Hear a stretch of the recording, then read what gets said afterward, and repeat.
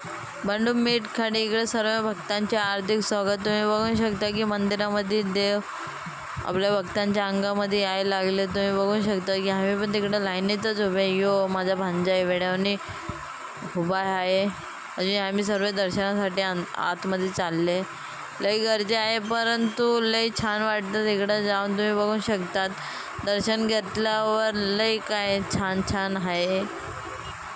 बस दर्शन घ्या, भंडारा खावा, एवढं छान वाटतं की विचार नको आहे. बघा देवी आल्या अंगामध्ये.